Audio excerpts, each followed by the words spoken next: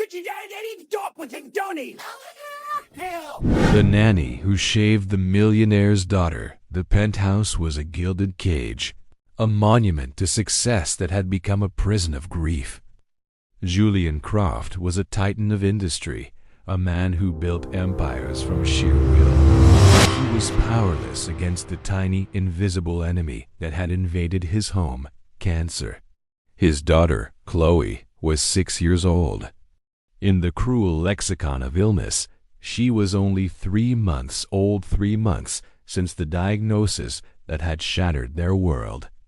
Chloe, with her spirit as bright as the sun, was now a wisp of her former self. The brutal chemotherapy was saving her life while stealing her childhood. One of its most visible thefts was her hair. It had begun to fall out in soft, heartbreaking clumps on her pillow. Julian, whose entire life was about control, could control none of this. Every fallen strand was a fresh defeat. He hired Eleanor as a live-in caregiver. She wasn't just a nanny. She was a specialist, a calm harbor in the storm of pediatric oncology. She had a stillness about her, a resilience in her eyes that spoke of battles fought alongside other little warriors.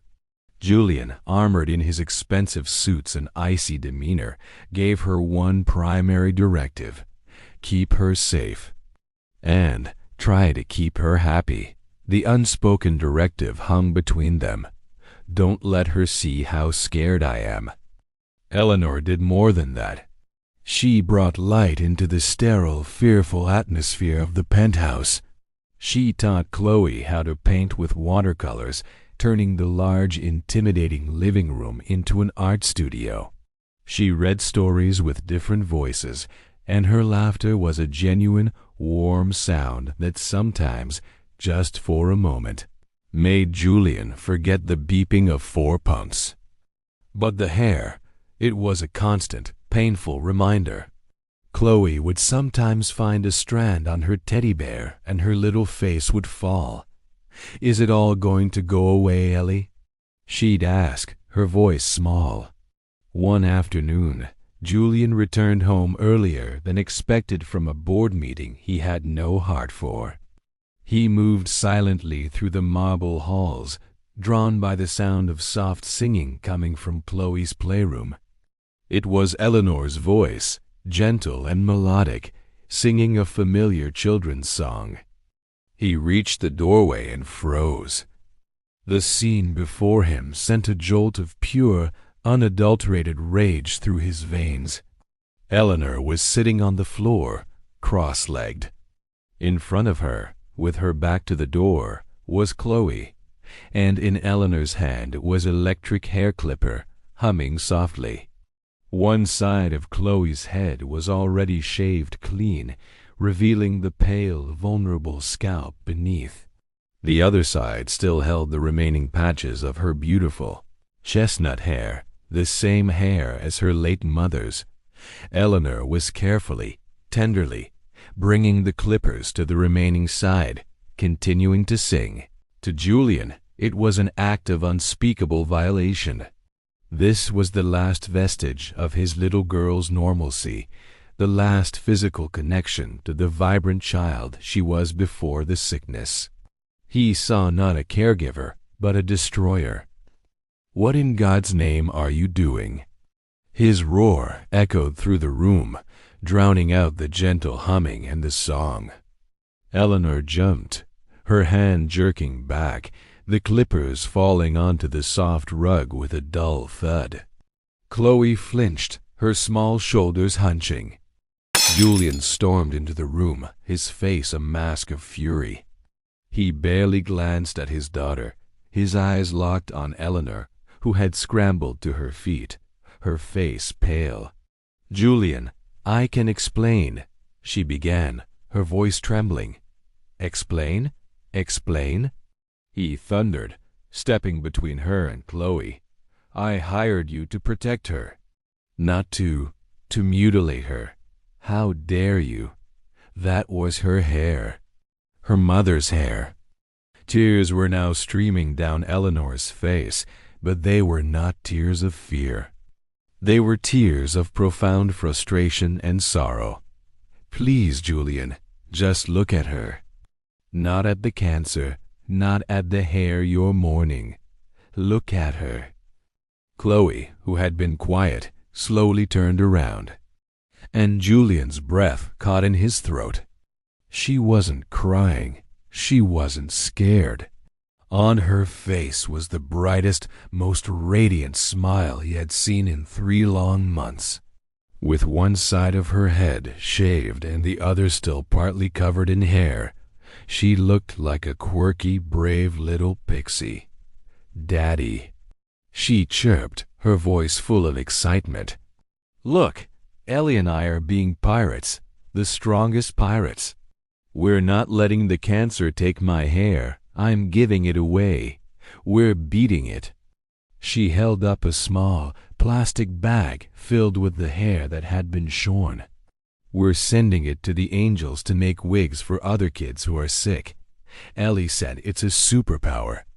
The fight drained out of Julian all at once, leaving him hollow and stunned. He looked from his daughter's joyful, determined face to Eleanor's tear-streaked one. He saw the clippers not as a weapon, but as a tool.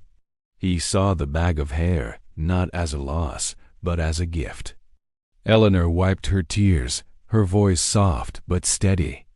"She found a clump in her soup at lunch, Julian. She started to cry. Not because it hurt, but because she felt it was the cancer winning. She asked me why she couldn't be the one in charge. She wanted to beat the cancer to it. She wanted to donate it so something good could come from this awful thing." She took a shaky breath. "She said she wanted to be a pirate because pirates are brave and nobody tells them what to do.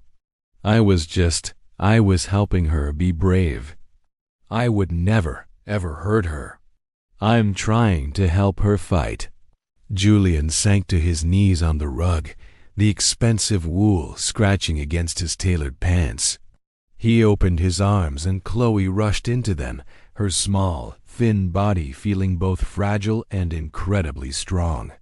He buried his face in her neck, inhaling the scent of her, his own tears finally breaking free tears of shame, of release, of overwhelming love.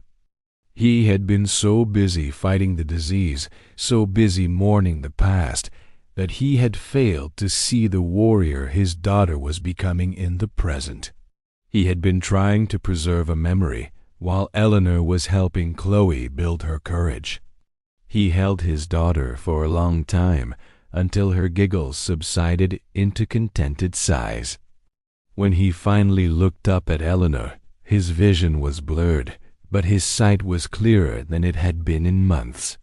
"I'm sorry," he whispered, the words raw and true. "Eleanor, I am so sorry." Eleanor simply nodded, her expression one of deep understanding. "You're her father.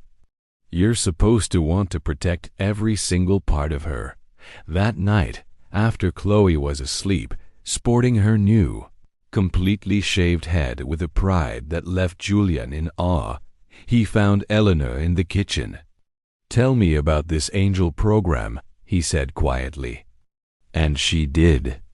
She told him about organizations that make wigs for children with long-term hair loss. She told him about Chloe's idea, how she had seen a video at the hospital and had whispered her plan to Eleanor just that morning. Julian listened, truly listened. And in the weeks that followed, the change in the penthouse was as profound as the change in Chloe's appearance. The fear didn't vanish, but it was joined by a new, defiant hope. Julian stopped seeing the shaved head as a symbol of illness and started seeing it as a badge of honor, his daughter's battle crown. He joined their pirate games, drawing a temporary Jolly Roger on Chloe's scalp with a marker. He had Eleanor's gentle, strength-giving lullaby framed in his office.